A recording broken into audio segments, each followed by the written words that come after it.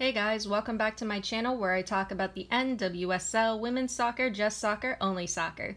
A lot has been going on in women's soccer, both in the US and overseas.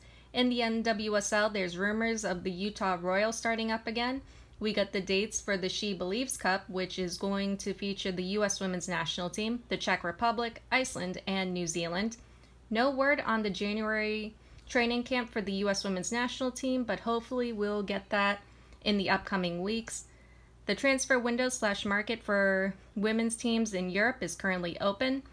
Maro is back playing for Lyon. Eugenie Le Sommer is back with Lyon. Sarah Boukhadi is also back with Lyon. Macario is doing Macario things at Lyon. And I figured out how to watch Lyon games from the US. Stina Blackstenius is rumored to be getting signed by Arsenal. Hopefully it goes through because her and Vivian Maidema will wreck us all. And Alexandra Popp of Wolfsburg seems to be recovering and will hopefully be able to join her Wolfsburg teammates once again. Now on to the biggest news of all. According to Meg Linehan, who covers all news related to the NWSL, controversial Portland Thorns draft pick Sydny Nasello will not be joining the Thorns in this 2022 season. The Portland Thorns decided this shortly after the draft and are currently looking to find other options for the player.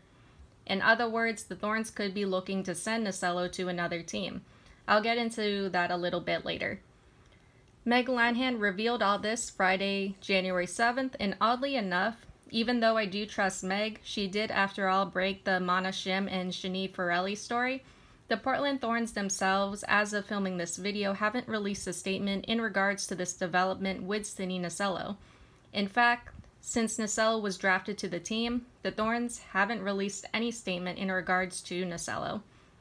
After drafting her, fans voiced their concerns about her being transphobic and misogynistic, and the Thorns still didn't say anything. Then a day or two later, the Thorns interviewed Nasello about joining the team, and they still didn't address fans' concerns. Honestly, it made it seem as though the Thorns were seriously going to take this player. I, like others, seriously thought the Portland Thorns were going to take Sydny Nasello because they were basically ignoring their fans and not saying anything about her. After going through the stages of grief, is it the stages of grief or the stages of disappointment? I can't remember. Anyway, yeah, after I went through the stages of grief or stages of disappointment, I eventually came to what I remember is the last stage, which was acceptance. I eventually came to accept the Thorns' decision about Sydny Nasello and having her on the team, and I tried to find a bright side to her being signed by the Thorns. But now, honestly, what the hell, Portland Thorns? If you actually weren't serious about signing her, and if you actually had no plans to take Nasello, why didn't you just come out and say so? Why did it take so long for this to come out, especially when it was decided shortly after the draft? The draft was, what, 4 or 5 weeks ago?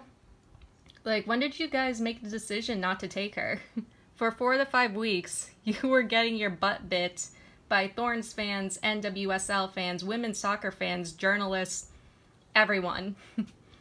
Honestly, releasing a statement and saying you made a mistake and aren't signing Nasello probably takes 5 to 10 minutes and would spare everyone the confusion and audacity going into 2022. Going back to the end of Meg's statement, the Thorns have been trying to find other options for Nasello. And personally, I find that interesting because I'm assuming the Thorns are trying to trade or transfer her to another team. It's interesting because I don't think any team in the NWSL would want her. Angel FC and San Diego Wave, definite no. Orlando Pride is a no-go. Gotham is a no-go. The Houston Dash is probably a no-go. OL Reign, I feel like if the Thorns tried to offer Nasello to OL Reign, that would be taken as a personal insult and a slap in the face to Quinn, OL Reign, Olympique Lyonnais, Lyon France, all of France. That would probably even up the rivalry between OL Reign and the Portland Thorns. I guess I could see the North Carolina Courage taking Nasello since, I mean, they already have Jaylene Daniels. I mean, since Nasello is a forward, I would try to trade her to the Courage for Lynn Williams or Dabina. It's most likely a no, but I mean, it's worth a shot. Maybe they could trade Nasello for one of the Courage draft picks. I don't know. I'm sure there's options, just not in the NWSL. Another women's soccer commentator on Twitter also made an interesting suggestion. They said that the Thorns could be trying to trade Sydny Nasello or send her to a team or league in Europe. I can see that being the more likely option because, one, the women's teams in Europe are currently working on their trades and transfers right now. And two, I don't think any team in the NWSL wants to risk their reputation or brand image with a player like Nasello. Not even the North Carolina Courage. I mean, if they take Nasello, they would just be digging a deeper hole for themselves. Another thing to note is, if Sydny Nasello does go to a European team, it's going to be a small team in a much smaller league. I can't imagine a bigger team, for example, like Arsenal's women's team or Chelsea's women's team, taking Nasello. A lot of players in the FAWSL are pretty outspoken, and they won't take it too kindly to having someone who is transphobic or misogynistic on their team. Barclay players and fans would probably be side-eyeing Nasello the whole time that she's there.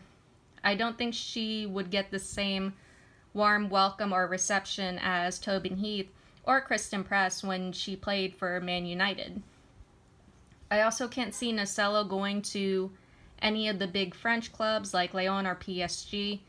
I can't see her being signed by the big German clubs like Bayern or Wolfsburg, not just because of her views, but when it comes to forwards on Bayern and Wolfsburg, Leah Schuler, Clara Buhl, Lena Magul, Tavia Vasmuth, Svenja Hood, Jill Roord, Shanice van der Staden, like those players are killing it at their teams and in the attack and attacking midfield, so there's already too much competition there.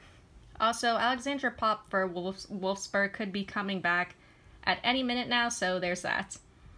Anyway, again, if Nasello is going to get signed by a team in Europe, it's going to be a small team or a team that's not well known and may not get much media coverage. Just keep her away from #United's women's team and we'll be good. Yeah, so weird development from the Portland Thorns. I guess the Nasello saga is going to be coming to an end. Again, I still don't get why the Portland Thorns didn't just come out and say they weren't going to take her. It would have saved everyone so much trouble and so much stress if they just said something instead of waiting this long. Transparency and addressing fans' concerns early on would have really helped the Portland Thorns and would have kept them from getting their butt bit. I kind of find the Thorns' lack of transparency and silence regarding this whole situation concerning, especially this early in the year. Maybe they'll come out with an apology or statement later on, but who knows? Hopefully it doesn't set a precedent for the rest of 2022. Anyway, that is all I have for you guys today or tonight, and I'll see you all in the next one. Later.